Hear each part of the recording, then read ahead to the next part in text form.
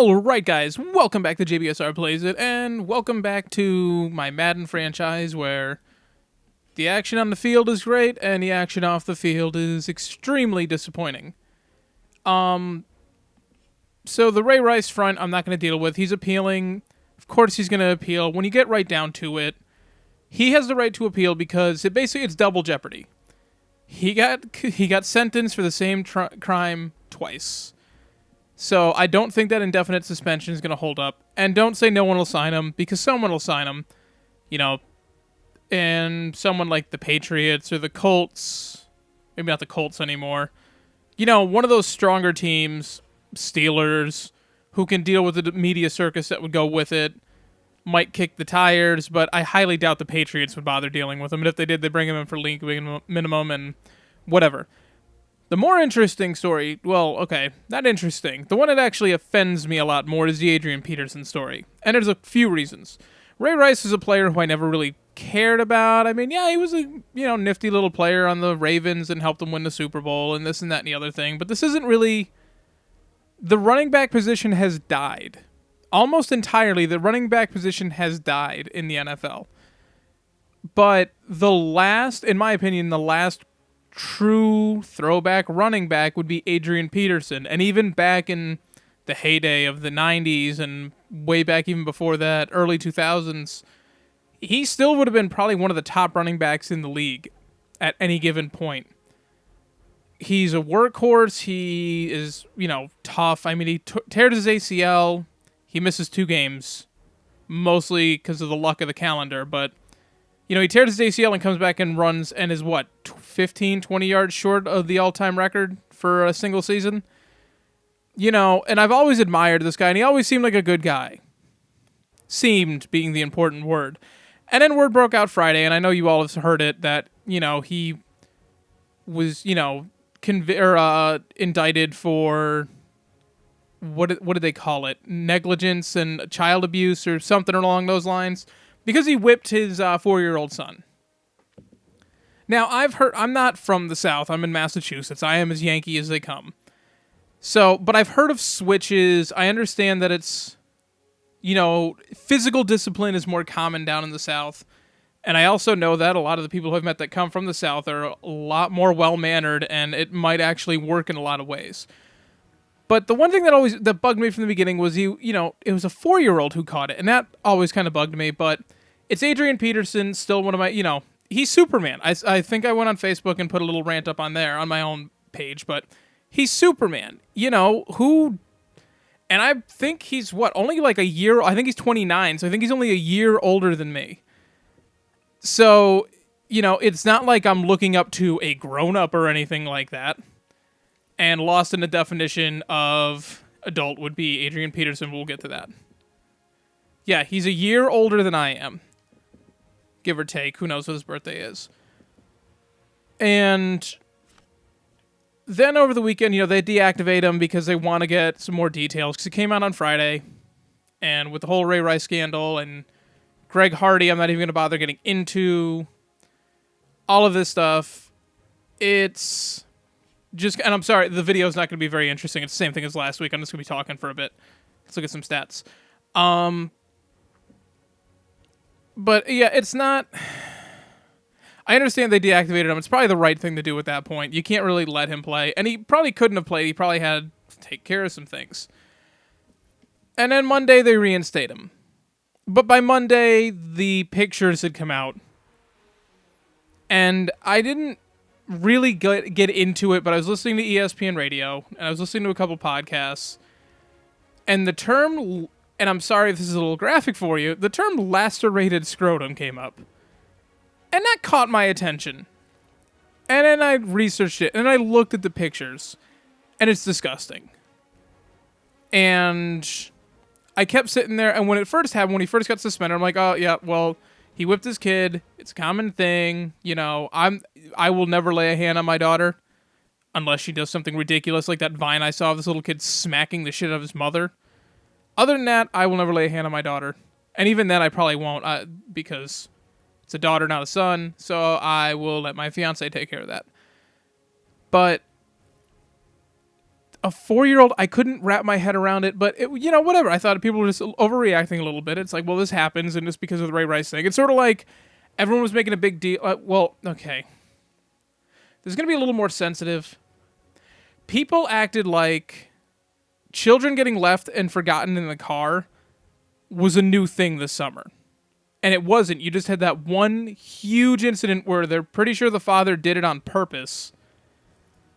And all of a sudden, every other child who got left in a car was national media news. And it should be. This should be something that's brought to everyone's attention. But this is something that has happened for years. This is not a new thing.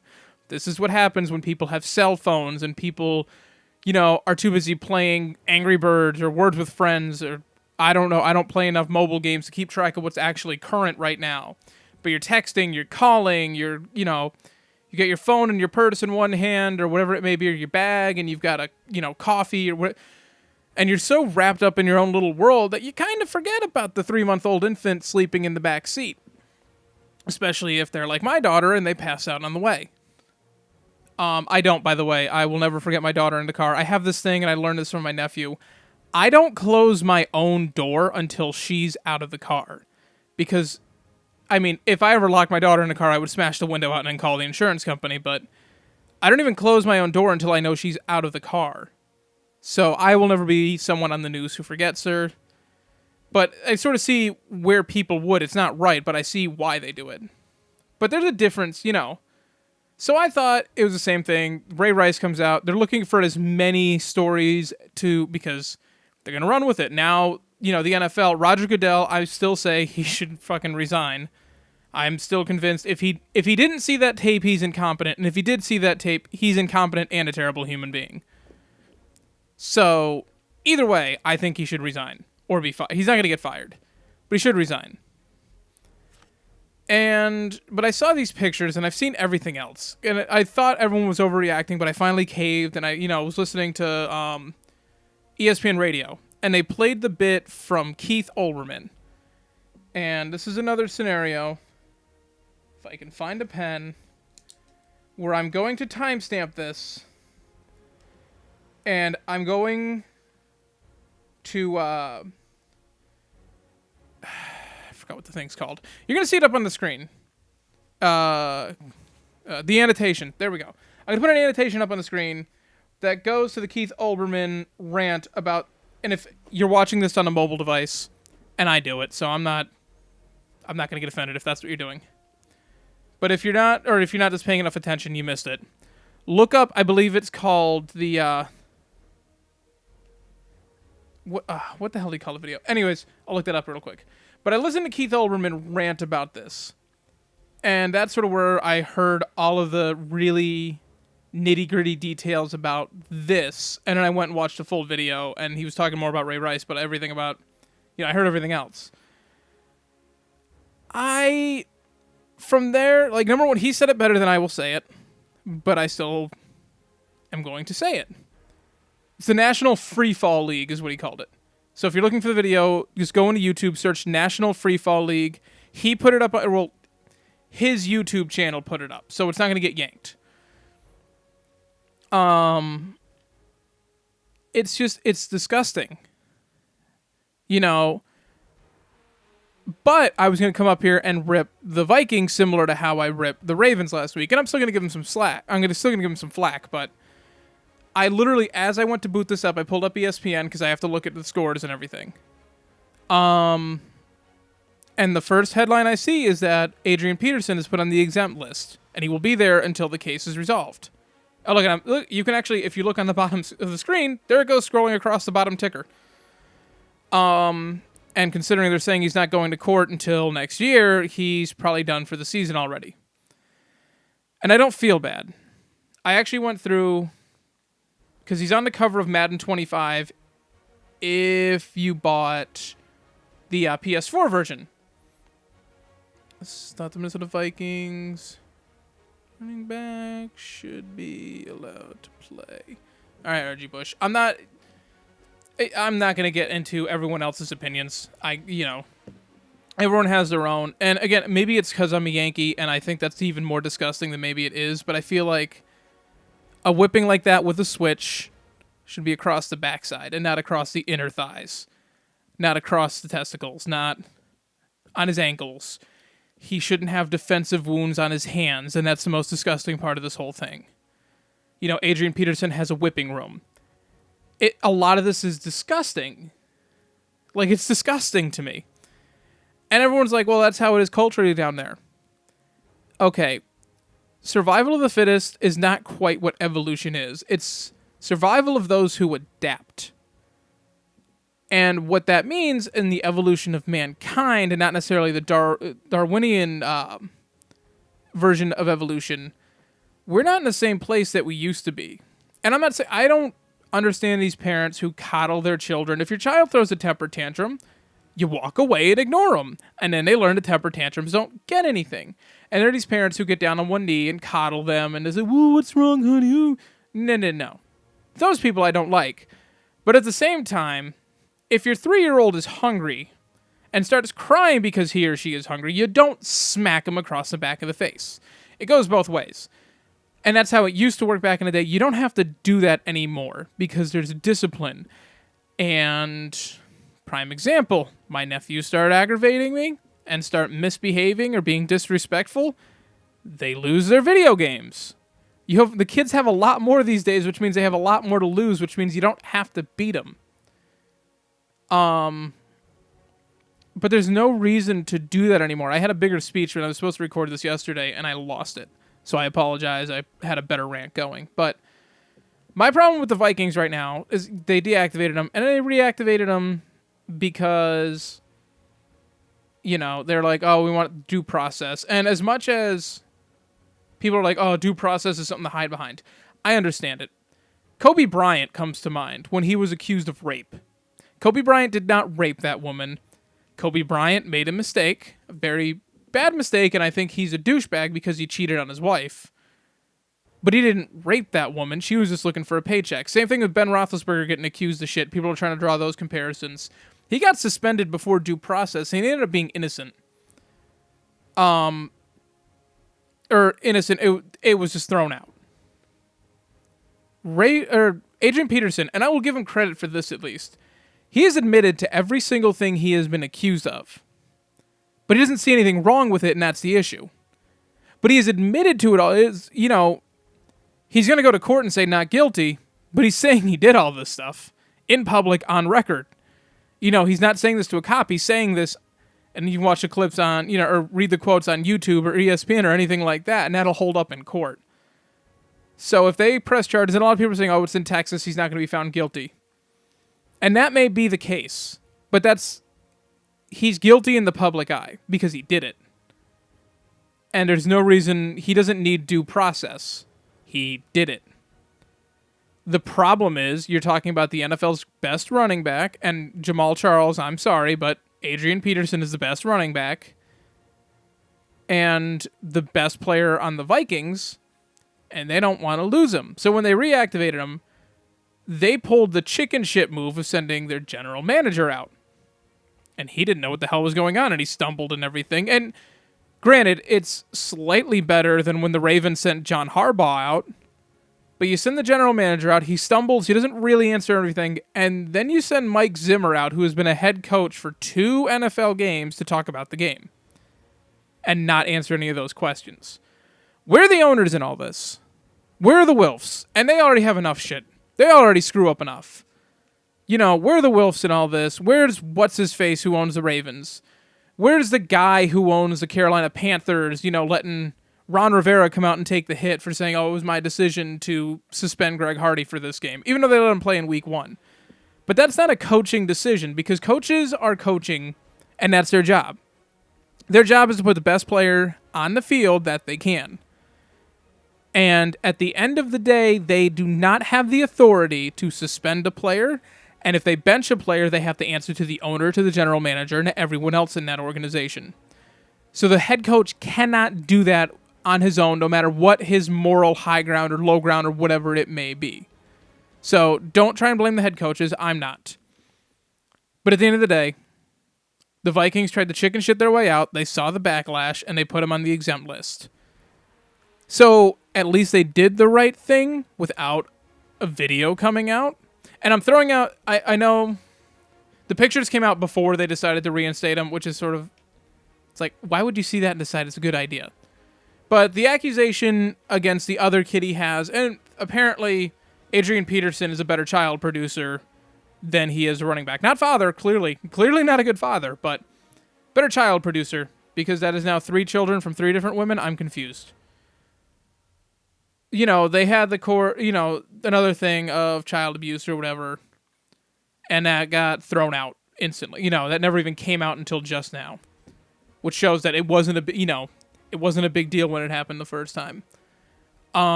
So I do think it's fucked up that 7 months ago, or 7 months before this incident happened, Adrian Peterson's 2-year-old was killed by the boyfriend of his baby mama in an act of discipline, which was child abuse. And he still thinks it's a good idea to do it. At the end of the day, he still thinks it's a good idea to do it. I've never heard of disciplining a 2-year-old like that in the first place.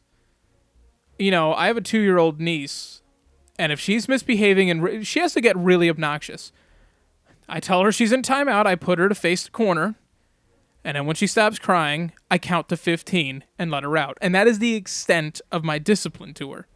I stand behind her to make sure she's facing the wall, because, you know, kids, they wander away. She doesn't really understand what that means yet. So you have to sort of teach her, and then you explain to her why she misbehaved, and you let her go.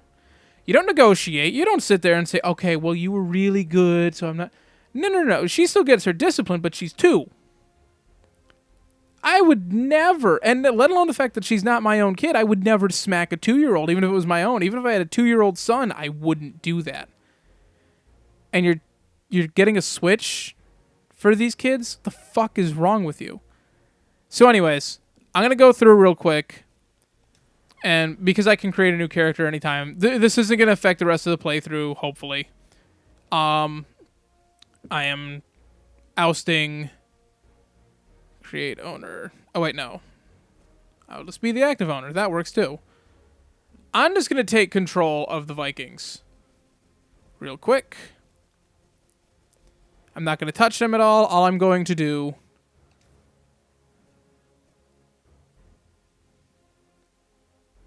Oh, I thought I turned that off. Okay. All I'm going to do is take Adrian Peterson. Hi, everybody. I'm Trey Wingo. Yeah, okay, dismiss. And try and get rid of him. But yeah. You know, it's disgusting. And... I wish I could just send him to the IR. That'd be awesome. Hopefully I don't have reorder death chart on there. I'm just going to bench him. Because someone else will sign him, and it'll probably be the Bucks. There we go. But yeah, so I'm done. I'm done with the Adrian Peterson talk. It's not a topic I want to go on anymore. I'm exhausted by it. And there's a lot of other things to look forward to in the NFL. We're having an interesting season. You've got 2 teams in the Colts and the Saints who are supposed to be major contenders at 0-2. You know, and you've got teams like the Buffalo Bills at 2-0 when they really have no business in being that. But somehow you got I don't understand what's going on. But anyways, so oh wait, I want to do this. So let's go over some of these games. And actually, what I want to start off with before we get into the games is the Hall of Fame nominees were announced, which I feel like this is a big deal. And I feel like I want you to do that. I want you to do that. I want you to do that. And you can do that. I basically want to not play this. Okay. So the Hall of Fame nominees came out. which is a big deal. Kind of. This isn't people who are going into the Hall of Fame. This is just who the nominees are to go into the Hall of Fame, who they get to vote on. And you've got some people who were nominated, before. You've got Jerome Bettis, Tim Brown, Marvin Harrison, Will Shields, Charles Haley, who is the offensive coordinator of the Steelers, or he was, and I don't know, or defensive, or I don't know what the hell he does now. Kevin Green, John Lynch, and then a kicker in Morton Anderson, and coaches like Tony Dungy, Bill Cowher, Don Coryell, and Mike Holmgren. But now you've got the new people who were nominated, and headlining that class are Kurt Warner, Isaac Bruce, Torrey Holt, and Orlando Pace. So the greatest show on turf. 4 members of the greatest show on turf are nominated, and Marshall Faulk is already in. And then you've got Junior Seau, who tragically took his own life, and another one of my favorite players, and that sucks. And the kicker, Jason Elam, who I believe he has a tie now. I believe it's a tie. I believe David Akers tied it. He's got a tie for the longest field goal in NFL history at 63 yards. I think Orlando Pace gets in first vote. Not even an issue. I don't think that Kurt Warner gets in the first year. I really like Kurt Warner. I think it's a great story. But I don't think he gets in the first try. I think Junior Seau should. Whether he does, I don't know, but I think he should. And then you've got, for the people last year, Jerome Bettis needs to get in. Tim Brown needs to get in. Marvin Harrison needs to get in. Will Shields needs to get in. John Lynch should get in. Anderson and Elam should. I mean, really, and Isaac Bruce and Torrey Holt should. I mean, these people should all get in, and it would be amazing if 4 members of the greatest show on turf, if that was your Pro Football Hall of Fame class, was Kurt Warner, Isaac Bruce, Torrey Holt, and Orlando Pace, and whoever else may get in. I don't remember is it 6 people who get in? It's not percentages like baseball. But I think that would be amazing if that happened, because the Rams need something to look forward to, and we'll get to that in a minute. I like all these guys. I think wide receivers are sort of in that weird territory where they're getting the shaft, because especially guys like Tim Brown, who came sort of at the end of an era. They came at the end of the 1,500-yard runner, or 1,200 yards rushing, 3,000 yards passing, and that was a good season for a team. And now if you throw less than 4,000, you're a terrible quarterback, and you should be out. I don't... And this is literally 15 years ago. This is the, turn of the century. 3,000 yards was a good year for you. 3,000 yards, 20 touchdowns, 10 interceptions. That was a good season. 25, you were great. 30, you were outstanding and on top of the league. 3,500 yards, and oh my God. The Marino talk started talking if you ever approached 4,000. The way 5,000 yards is now, kids, that's how 4,000 was 15 years ago. No one really did it that often, because you had running backs, and you had a fullback too, and tight ends were blockers. It's weird how the game's changed. It's more exciting now, but it's weird how the game changed. And that's why it's nice to see someone like the Seahawks come out running the football. And I guess Marshawn Lynch is kind of a throwback to those, but I'm a little sour on him just because why couldn't he do that when he was in Buffalo? And don't say it's because our offensive line was terrible, because I already know that. So I think it would be cool if these guys made it in. I'm going to start this game up. Oh, look, I get to take on the wife beaters. It'd be cool if all those guys made it in, but I don't think they will. I really think Kurt Warner, I don't think he gets in the first year. I think Isaac Bruce is a tough time getting in, and I think he's like number 2 all-time in yards or something like that, or he's up there. And Torrey Holt's going to have an even tougher time. So, Orlando Pace will get in the first shot, because they love their offensive linemen there, and Orlando Pace might have been one of the best left tackles to ever play. Him and Jonathan Ogden were both around at the same time, and it was a brilliant time. So, that's exciting. I'm looking forward to that. And now, hold on. Okay, I'm back. Fun times with having a daughter means that sometimes you have to change her diaper at 3 o'clock in the morning. And sometimes she doesn't fall asleep for an hour. but at least she did it at a convenient time because I didn't really have a segue to go from the Hall of Fame speeches, the Hall of Fame inductees, nominees, whatever, into the games. So let's look at last week's games. Let's go over them real quick.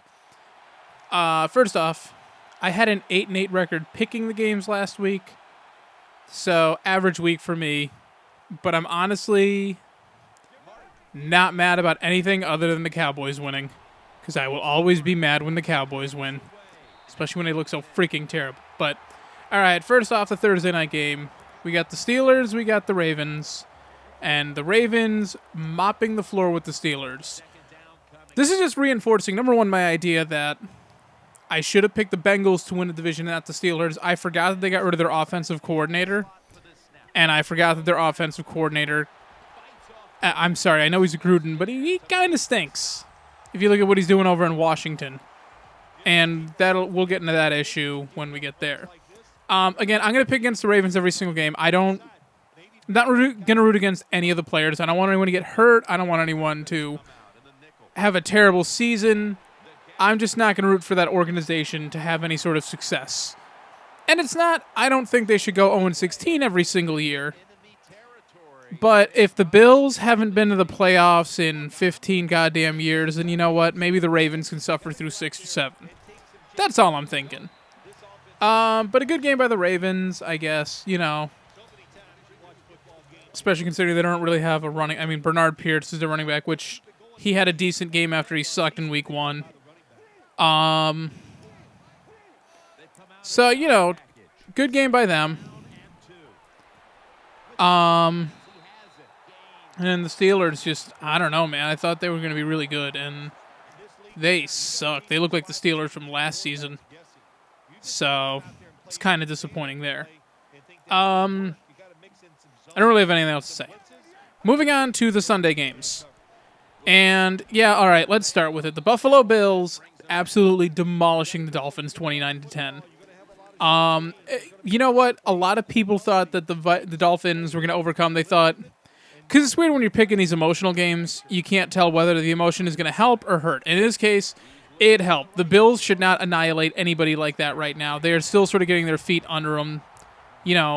Being over 500 is sort of a brand new concept to them. And the fact that they came out 29-10 after the big upset win last week, their home opener, they have a new owner, Jim Kelly is cancer-free, all of this, and they still come out and put on Tannehill at 241 yards. When you look at the stat line, the Bills aren't going to beat you for fantasy. This is why I don't play fantasy football, because it's if I was looking at it as a CJ Spiller owner, be like, well, yeah, you had the kickoff return, you had that one good run, but he didn't have any touchdowns in the game, and Watkins had a really he had his coming out party. I'll tell you, 117 yards, and Manu only had 202 throwing. That means, that's pretty good. Mike Williams, hometown hero, debuts in Buffalo, does nothing. Corey Graham, on the other hand, does something. I didn't even realize he was from Buffalo. I found that out the other day. So that's pretty cool. But just, the Bills are currently in sole possession of first place. Lewis Murphy Jr. wishing he was playing, wishing he had this luck in Oakland. That's why they wanted you with all that speed. That's why I like speedy receivers. But the Bills are in sole possession of first place. I'm excited. I'm jacked up. And I honestly... See, it's not a huge upset. It's the Dolphins. It's an upstart Dolphins team that people thought we stood a chance against. We swept them last year, But a shellacking was not exactly what people thought. They thought they'd eke one out. Maybe even 24-17. Maybe win by 8 touchdowns. But to win by 19 points and to make it not even look close, especially with CJ Spiller going incredible, despite his fantasy numbers, what they might imply. And I don't know what they look like. I don't really care. So real good game by Buffalo. We're in first place. It's not going to last. I look at the schedule. I'm going to pick, like I said, picking the Bills every single week. But I legitimately think, and thank God for this Adrian Peterson thing. I hope he sits out a while, because we might be going into the bye week at 2-6 or 2-7. I forgot exactly when we'd be 2-6. But now that the Vikings don't have their best player. And I mean, it'll be Teddy Bridgewater time by then for sure. But, you know, the Bills might stand a chance there. But other than that, I mean, it's like we got San Diego this week, who I'm not going to say we can't beat. And I don't pay attention to the lines either. I just pick teams based on who's going to win. I don't want to get in the nitty-gritty of people covering or people doing good for my fantasy team. I don't care about any of that. It sort of ruins rooting for the games. But I think, you know, next week with San Diego, and I'll go more into this with tomorrow's episode, but I think San Diego coming off a huge upset victory over Seattle and just dominating. They play kind of like how the Bills play, but with a more efficient, you know, but with passing the ball instead of running it. They might be on a downer next week. The Bills, I think they're just on a constant high. It's not just, you know, they're upset victories over not necessarily the cream of the crop, but the San Diego Chargers came out and delivered an Adrian Peterson-style whooping, sorry, I know, too soon, on the defending Super Bowl champs, who people thought were unbeatable at one point. Speaking of unbeatable, see, again, when I start talking, I'm better at this game. So moving on, you know, I'm excited for all that. We got the Redskins annihilating the Jaguars. I picked the Jaguars because they looked pretty good. I thought that the Jaguars, you know, Gus Bradley was going to have that defense coached up, and they were going to do this and that and the other thing, and they just... What was the stat? They've been outscored 75-10 in the last 6 quarters after outscoring the Eagles 17-0. 75-10. Which not only implies that you're not playing any offense, that means you're not playing any defense either. That is an insane number. You know, and the big story out of this one is not going to be the Jaguars getting absolutely demolished. It's the Redskins. They lose RG3. And I said it last week. I was wondering if Mike Shanahan and the Shanahans in general kind of ruined his career. And this has nothing to do with them. They have nothing to do with that. This is... You know, he got injured on a non-contact play, and I'm not going to talk about the injury. If you would like to know what kind of injury it was, look on any other news site. You're not going to get it from me.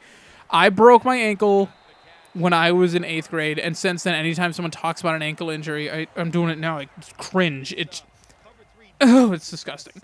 You know, and that's unfortunate. And there's talking about, is he out for the year? Is he not out for the year? I kind of hope he is, because he will only benefit from that. Because there's no reason to rush yourself back. When he comes back, if they're in contention, and that means Kirk Cousins is doing a good job filling in like he did with the rest of this game.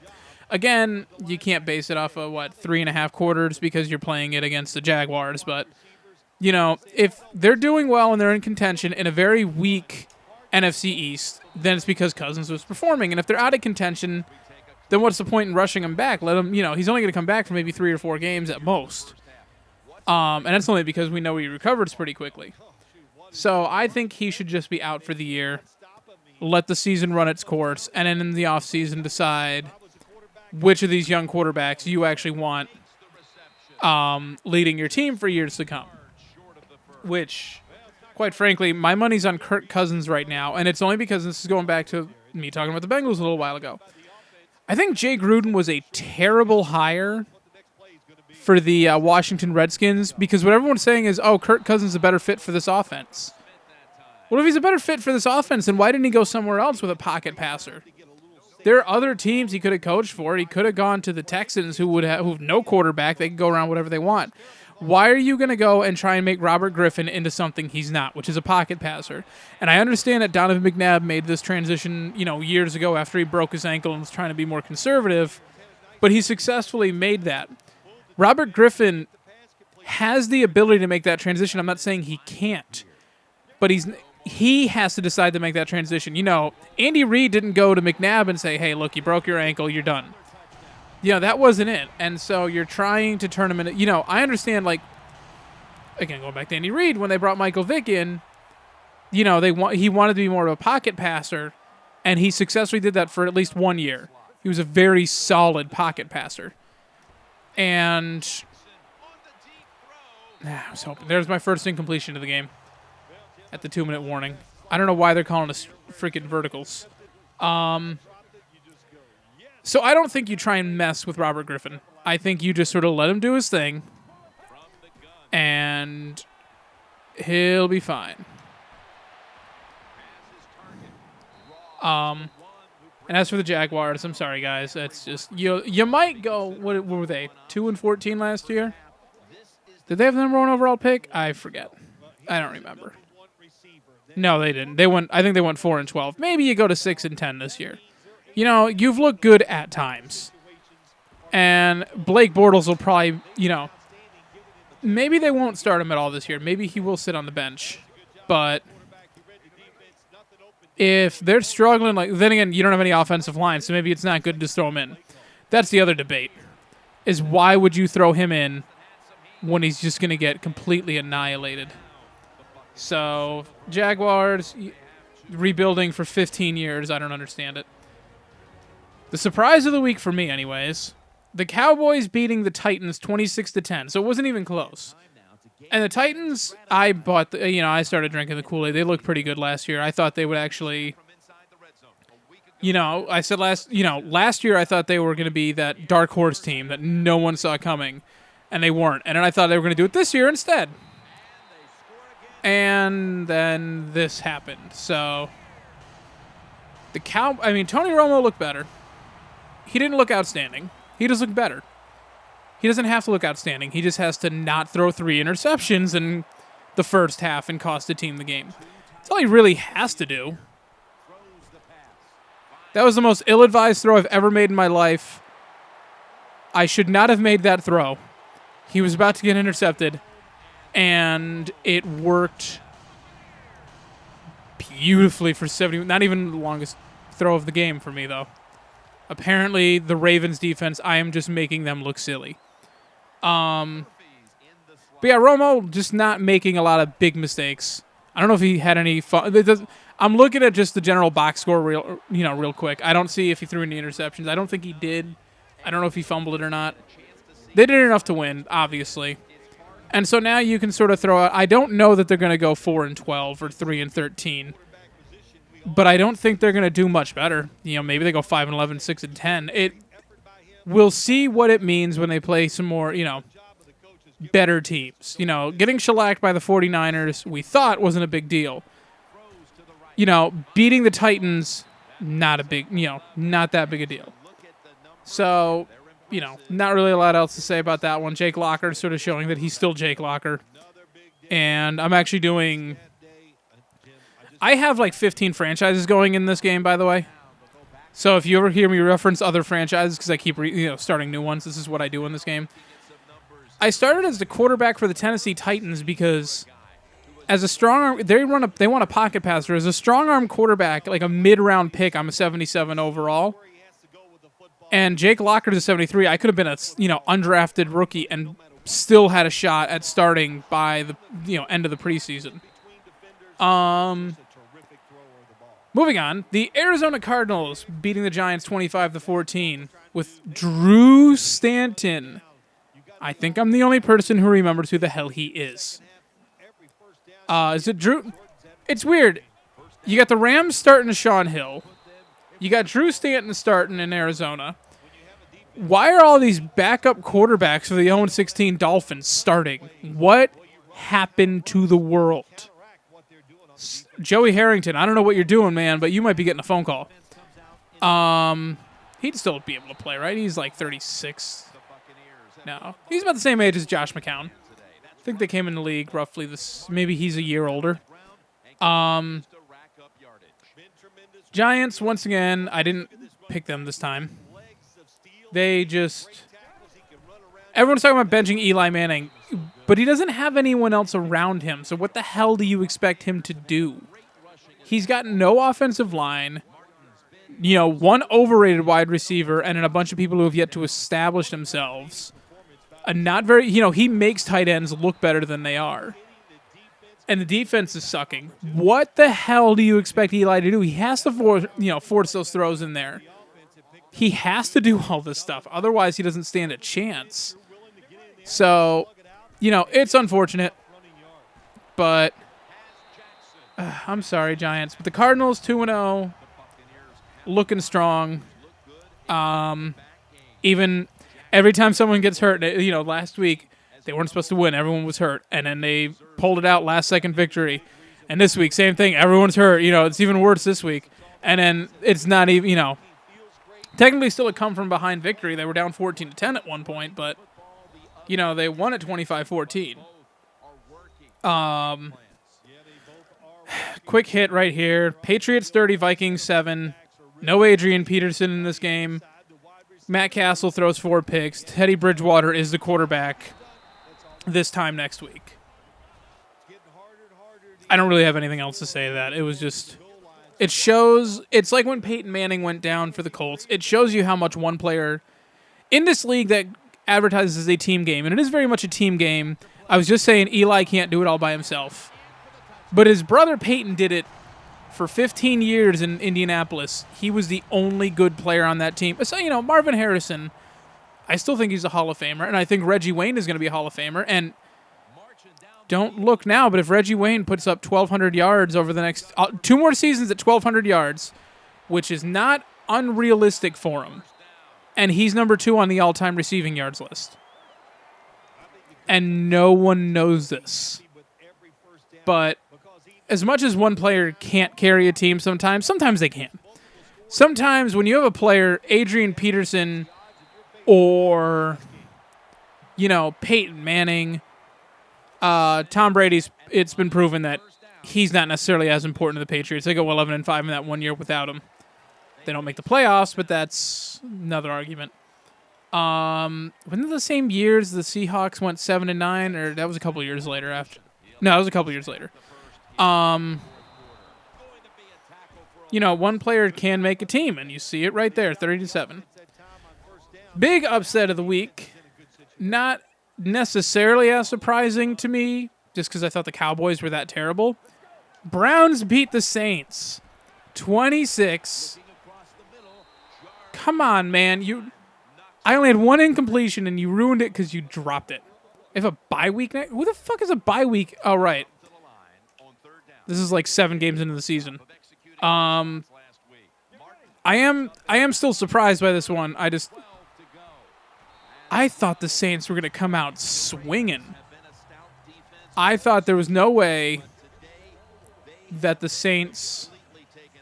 Oh, Jesus Christ, 4th and inches. Alka Stoker missed that, or dropped that fucking pass. Where's my field goal? Oh, right, I don't control it. That's right. Hoyer proven that, hey, don't put Johnny Manziel in here to take 2 plays away and fuck me over. But I think he had what? He had 1 pass attempt and 2 rushes or 2 handoffs, something like that. And the 1 pass attempt, he threw an incompletion. And that put Hoyer in a bad position. Saints right now might be the most surprising of the 0-2 teams. And it's because Atlanta, they were 13-3 just, 2 years ago. They shouldn't be, and it was at Atlanta, division game. When the Patriots, on the rare occasions they've dropped the game to the Bills, it shouldn't be, I got to stop passing it to Stoker. It shouldn't be ridiculous because it's still a division game. Division games are always harder than everything else.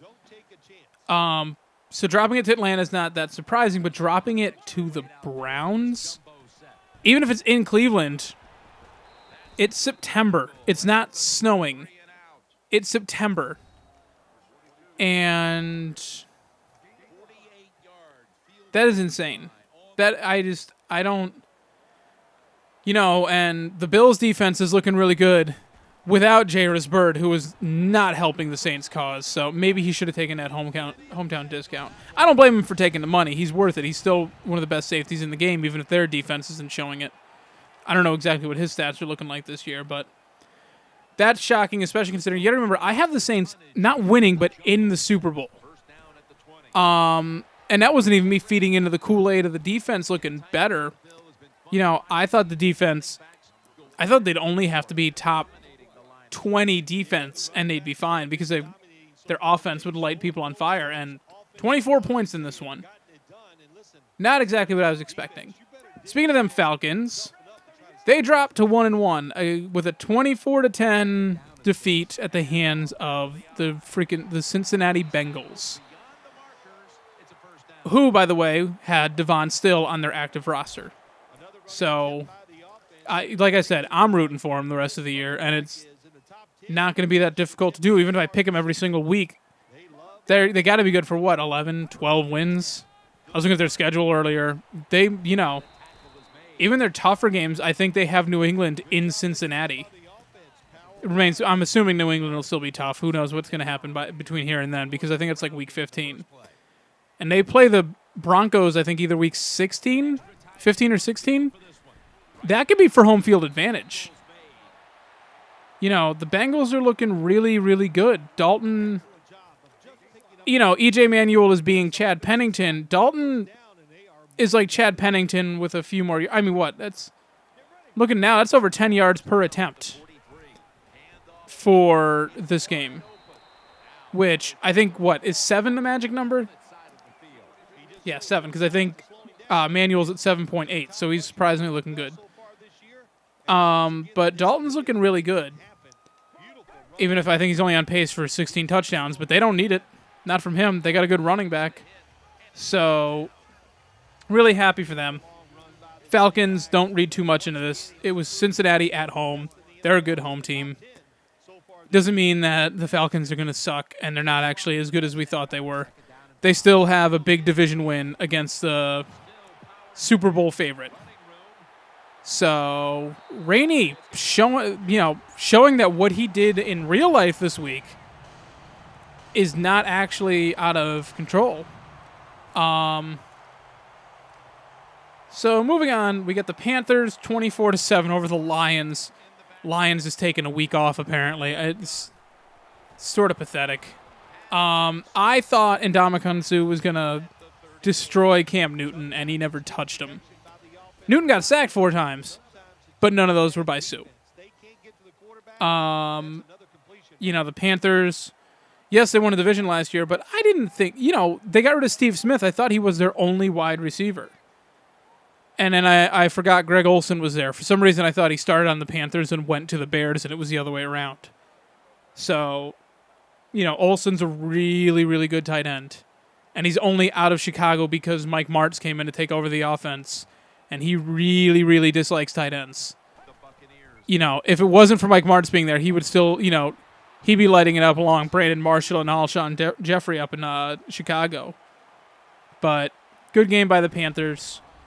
Them and the Falcons, I don't think that New Orleans is out of, I know the whole 0-2, 12%, only 12% of teams have ever made the playoffs at 0-2. I understand that statistic. I'm looking at the clock. I'm just going to let the clock run out. Let me just look at my stats real quick.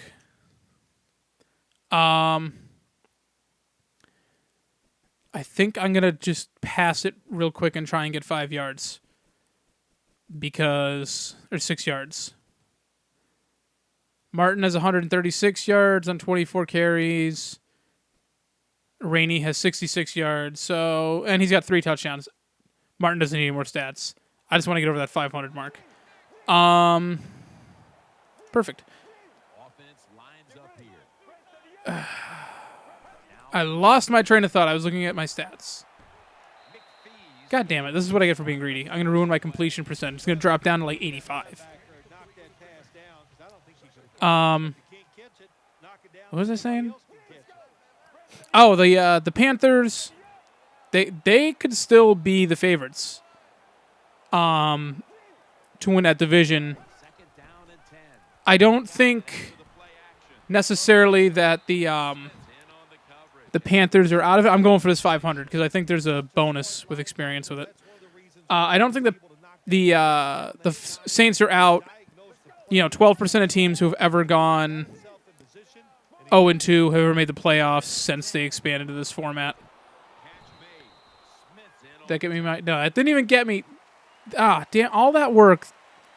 2 incompletions, doubling my incompletions for the game. $4.99. Son of a bitch. But I think there are 2 teams this year who can break that 0-2, and you'll see the other one after. But I think that division's going to be tough with the exception of the team coming up now. Hey, Tampa Bay at 0-2. And, okay, it was kind of a bullshit call with that, with Evans going down at the end of the game in the 10-second runoff, and, they took too long. But it's the rules. It's a necessary evil. So, it's what happens. Rams a surprise win. Austin Davis, 22 of 29. I mean, that yards per attempt wasn't exactly great. 235, so that's what? That's like almost, 7 or 8? Am I going to be able to pull it up? Let's see. What do we got? Hit too many buttons. But, a good win for a team that I thought might go 0-16.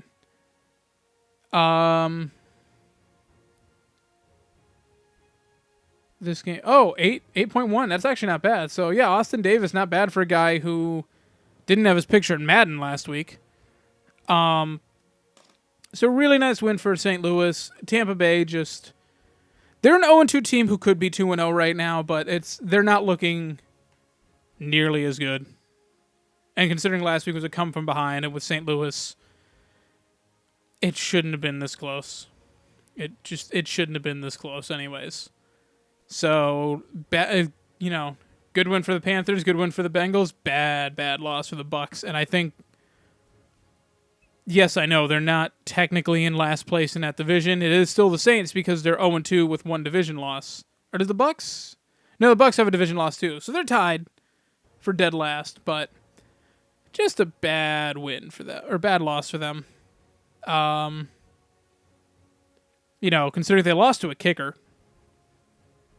Rams had 19 points. Zerloin had 4 field goals. That's 12 of them right there.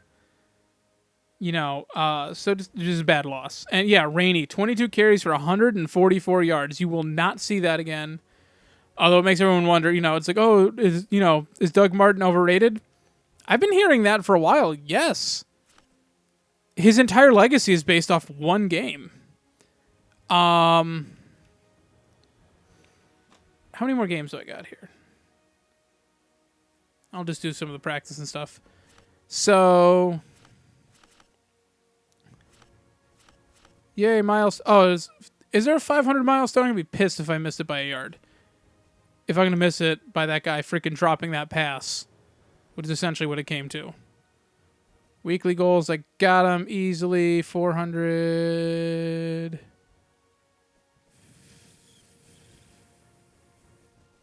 No, there's no 500, so I wasted all that time. I could just run out the clock. Whatever, gave you something to look at. So yeah. Sorry, Bucks. I am off that bandwagon. Sorry, Eric. But I think you are too. Oh, right. I still have the Vikings. I have to hit Fortis Advance from now on because I can't delete them. Game of the week for a lot of people. The Chargers, 30-21 over the Seahawks. And I got at this a little bit earlier when I was talking about the Bills game. The Chargers were scaring me because I thought they were going to be really good, and then they lose the last second in Arizona, or to Arizona. In Arizona. It wasn't Arizona. And the underrated factor in this game is that the Chargers were smart, unlike the Raiders who were coming up, and wore their white uniforms at home. And it was 102 degrees on the field in San Diego, which is insane. Antonio Gates was like, hey, wait a second, I'm fucking Antonio Gates. I'm retiring in a year or two. I need to make a case that I'm still a Hall of Famer, because I think people have kind of forgotten about him over the last 5 years. 3 touchdowns, Phillip Rivers, 20-30, high completion percentage. For some reason, and I'm guilty of a lot of it, and I've always thought Phillip Rivers was really good. I never thought he was outstanding. I never put him as an elite quarterback, not the last few years at least, but I didn't realize he's a high percentage guy. I put him sort of with like Eli Manning and Jay Cutler, because he's got that cockiness. But, 28-37, that's 75% maybe? That's a huge percentage of passes completed. 284 yards isn't going to knock anyone out of the park, but that's still respectable. But the 3 touchdowns is a big one right there. And San Diego holding the ball for 42 minutes and they did not at all use. They have no running game. Woodhead was their leading rusher with 32 yards. Conversely, Percy Harvin was the leading rusher for the Seahawks, and he had 2 carries for 45 and a touchdown. And again, like, the Seahawks were good on offense when they had the ball. They just only had it for 18 minutes. So, huge win for the Chargers. Huge win. It builds up a lot of confidence. I feel like they've patched this since. They had to have. Because I'm gaining like 1,200 experience every time I do this in the franchise I just started up. And now I'm only getting 705. Do I have a higher consistency trait now? I feel like I only got a 25, and I got the same dev. Whatever. All right. I don't care. Whatever. Nice win for the Chargers. Don't read into it too much, Seahawks fans. It was just, a tough game with a team that is a lot better than a lot of people think they are. They made the playoffs last year. People thought they were going to step backwards, and I have no idea why. And everyone, no. Richard Sherman did not get exposed. They completed 3 passes for, 26 yards or something like that? Nothing to... No. The bigger story is that Sherman walks out without saying anything, but I understand. He's a fierce competitor. He gets pissed off. I still think he's the best cornerback in the league. And Patrick Peterson didn't have a great game, and I don't think anyone outside of Patrick Peterson is in the conversation with him. But again, that's 3 passes to him over 2 games, and that shows that he is a shutdown corner because they're not throwing it his way. Again, when you can say that they're not avoiding that side of the field, but 3 pass attempts out of the 37 that Phillip Rivers throw were to Richard Sherman. And I think the only time they got him was like zone coverage or something like that. And again, Keenan Allen is really hard to, at the line. He's going to burn you. It doesn't matter how good you are. Moving on, the Texans 30-14 over the Raiders. Poor Dennis Allen. If I wanted to be a head coach, the last place I would ever go would be the Oakland Raiders. I've learned this over the last 15 years of them not doing shit. Poor Dennis Allen. He's on the hot seat, and it's like, this is the first year they've had any money to throw at people, and they fucked up. They let their left tackle go to Arizona. They tried to get Roger Saffold to replace him, and they screwed up that contract, and he goes back to St. Louis. You can't point the finger at Dennis Allen because he's doing the best with what he's got. The fact that they only lost by 16 when J.J. Watt has a touchdown catch. And again, no one should be surprised by that. Mike Vrabel is the linebacking coach there. Mike Vrabel, who, of course, caught 11 passes during his NFL career. He was a linebacker when he played for the Patriots. 11 passes in his career. All 11 were touchdowns. It shouldn't be a surprise that he coaches somewhere, and he decides to give them that same game plan. And again, J.J. Watt went to college to be a tight end, and they talked him into being a defensive lineman. So, good win for the Texans. They're at 2-0. They were 2-0 last year, went 2-14. And they have Ryan Fitzpatrick at quarterback, but Arian Foster is on his game. So, hopefully you take that out of Ryan Fitzpatrick's hands. And again, he's got Andre Johnson. He's got better receivers than he had in Buffalo.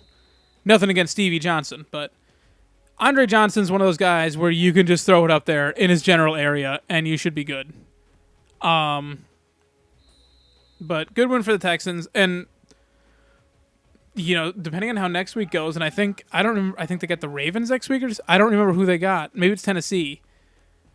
They might win this week, and you could have the 3-0 Bills going to Houston against the 3-0 Texans. No one saw that one coming. And then the head scratcher of the week. The Green Bay Packers defeat the New York Jets 31-24. And we could talk about that timeout all day, and it shouldn't have been called, and I don't know 100% what the rules are. But that's just unfortunate for the Jets. And again, everyone's like, oh, that's on Rex Ryan. And part of me's like, no, it's not. He didn't do that. But on the other hand, the way he runs that team is good and bad because he's a player's coach. He will take the fall for a lot of stuff. He will defend his guys, and he will let them sort of get away with stuff that not everyone else would do. It's sort of like that manager, if you work at, say, GameStop. It's like that manager who would let you take the new games that would normally sell for $55 used, and you're buying it, and he'd let you get it for $45. He's kind of one of those types. It seems harmless, but in the grand scheme of things, he is terrible. He is a terrible boss. I don't know anyone who does that, by the way. It's just an example. I only know one person who works at GameStop, and he's not a manager anyways. So unfortunate for the Jets. The Packers didn't look great. Besides Jordy Nelson, it was a come from behind. They were down, 19-6 or something at one point. It looks closer than it was. And the Jets, they screwed up, and it shouldn't have gotten to that point, but it still did. So unfortunate for the Jets. Broncos beating the Chiefs. That's 2 weeks in a row now where the Broncos just took the second half off. They were up 24-0, I think, at one point, and they took the game off. They see Seattle coming next week, and I think they're so worried about that they're saving their game plan. They're like, we're up huge. Let's just not reveal anything we don't have to right now. Nice pick right there. So that score is going to look a lot closer than it probably is. Chiefs, terrible. Shouldn't really surprise. Everyone thought the Chiefs were going to regress. I don't think the fall from grace was expected to be this hard, but it wasn't going to be pretty. The Sunday night game. Big comeback win. Chicago Bears 28, 49ers 20. Jay Cutler just deciding, hey, wait a second, I could be one of the best quarterbacks in this league if I cut the shit out. And that's what he decided to do. So, good game for them. Hold on, I want to see what kind of... Do they want me to have more deep accuracy on this? I always forget to check their scheme to make sure I try and advance my skills in line with what they want. They want me to have a strong arm. So, okay. Brandon Marshall, I never doubted him. Other than I didn't think him or Alshon Jeffrey were going to play in this game, and I don't think Jeffrey needed to. That is... God damn, that guy is a beast. Yeah,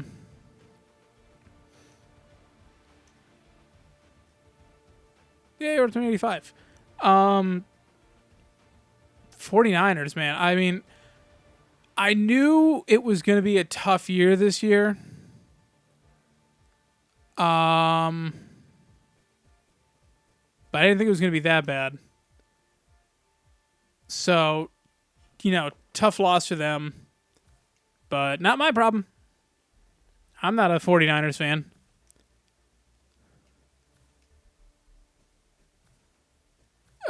Force advance.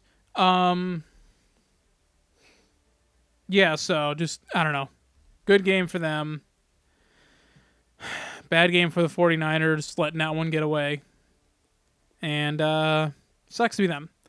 And in the Monday night game, the exciting one, the ridiculous one. Eagles that come from behind, 30-27 over the Colts. And I'm not going to get into the penalties. I didn't watch it. Hey, look, I'm playing myself. I got to make sure Adrian Peterson's actually out. Yeah, so the Colts are up big after coming back last week. And the Eagles just... And everyone's like, they're saying, oh, they wore them down. And that's a possibility because of the way the Eagles play. They can wear you out. And then some people are like, oh, well, I don't understand that because time of possession and this and that. And it's like, no, that's not it. When you're out there for 2 minutes and the other team runs 5 plays, 2 minutes on the game clock, and they run 5 or 6 plays, you're a little winded, but you're okay. When you're out there for 2 minutes and they run 15 plays, then you're exhausted. Football is very much a game where the ball gets snapped, you play for 10 seconds, you rest for 35. I will totally admit that about the NFL. That's how it goes. The Eagles don't play that game, so they can definitely wear you out. So that's why the last 2 weeks they've come from behind like this. But they're still falling behind, so that's still an issue with them. Because some teams might be able to actually have better conditioning, especially after the first, everyone's sort of out of shape. But once the season gets in full swing and everyone's in shape, it's not going to be as easy. The Colts, on the other hand, again, 2 pretty good games by them. They're 0-2. And I will say this. It wouldn't surprise me if the Texans actually turn out to be pretty bad because they have Ryan Fitzpatrick under center. And they end up not, going like 7-9 at the end of the year, even after a 2-0 start. And the Colts managing to go 10-6 and salvaging the season, winning the division. Because it's not going to be the Titans or Jaguars who challenge them. That's for damn sure. So they're not in trouble at 0-2. The only thing that's really showing or telling is I was talking about Peyton Manning earlier and how he was the one carrying a terrible roster. That roster hasn't improved since he's left. That is still a terrible roster. Just Andrew Luck's there instead. And Andrew Luck, I think, has a little more mobility. But he's still the one carrying a terrible roster. And this happened years ago when the realignment first started. I mean, the Colts having Peyton Manning and going 6-10 wasn't unheard of. That has happened before. And I think people forget that. Because you still have a terribly assembled team. And Robert Mathis is gone now. And that sucks. But that's the reality of it. And they have no one else as a pass rusher. So, I think they can still come back and win that division if everything falls their way. I think it'll be much easier for them to make the playoffs after this kind of start than it would be for, say, the Saints. But I don't think it's just going to get handed to them. So, tough for them. But at the end of the day, I still think they're in a better position. They're talking about trading Glennon, finally.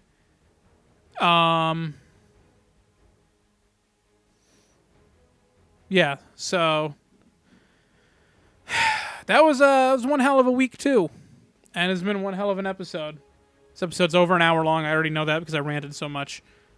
So quick look at the standings. You can see the Panthers, Patriots, and Seahawks are all undefeated. And then there I am at 5-1. Let's take a look real quick. AFC.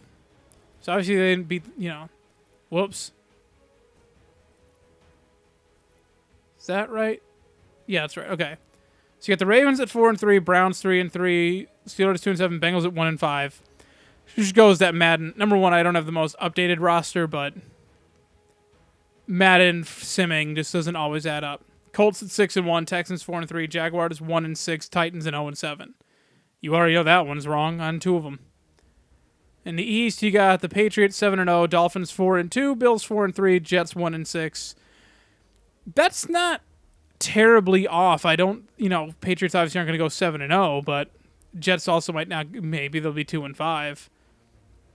I can see the Bills having a pretty good stretch and going 4-3. If they're at 4-3, they're in the playoff hunt. Same Dolphins at 4-2. It's not out of the question. Chargers 4-3, Broncos 3-3, Chiefs 2-4, Raiders 1-5. I don't know that the Chiefs have won that many games at this point. I don't think the Broncos lose 3. Chargers at 4-3. It could happen. NFC North, Lions at 4-3, Bears 4-3, Vikings 3-4, Packers at 1-6. No, but I don't think it's that far off. I think the Packers and Vikings, you swap their records, and that's probably more realistic looking. 5 straight losses, damn. South, Panthers 7-0, Bucks 5-1, Saints 4-2, Falcons 3-4. I think if you swap obviously I'm the quarterbacking the Bucks, but if you swap the Bucks and Falcons, that might be something that could be plausible. NFC East, Redskins 5-2, Eagles 4-2, Cowboys 2-5, Giants 1-6. I'd swap the Eagles and Redskins, and then I'd also put the Redskins at 2-5 instead of 5-2. West, Seahawks 6-0, 49ers 6-1, Rams 2-4, Cards 2-4. No, this one's kind of all over the place. I mean, Seahawks have obviously already lost, but am I leading the NFL in passing? I feel like I'm not. It's so weird because I'm already like halfway through the season. I'm only at 1,200 yards. It's actually kind of a bad season for me. But I did make myself a mid-round pick, and I was backing up right off the bat. I have the best rating. No, but I'm actually not too far behind. I guess I am. I'm at 1,281. I'm 500 behind Tom Brady. But I'm right there with touchdown passes. But we have the two leading receivers in the NFL. So that helps. So yeah. This my week 3 previews, everything like that. No, I don't want to quit. I want to save. All of that stuff will be coming tomorrow. Again, I don't know if this is actually going to be a thing where I run these on Tuesday or Wednesday and Thursday instead of Tuesday and Thursday. It might be just because of I have a baby. So, anyways, guys, thanks for watching. Thanks for listening to my rambling. I don't know how long this video is. I know it's over an hour. I'm sorry. If you stuck around this long, please hit the like button, because obviously you like it and you like listening to me ramble. So please hit the like button. And subscribe to me if you want more content like this or shorter videos. You know, everyone's like, oh, I want longer videos. I think this is the one series where everyone wants shorter videos. Maybe I'll have to break this up into 3 parts if shit like this keeps happening every week. Hopefully next week I don't have to start off with a 25-minute monologue about another idiot the NFL exposed. Or, well, TMZ exposed about the NFL. But anyways, guys, thanks for watching, and I will see you guys next time.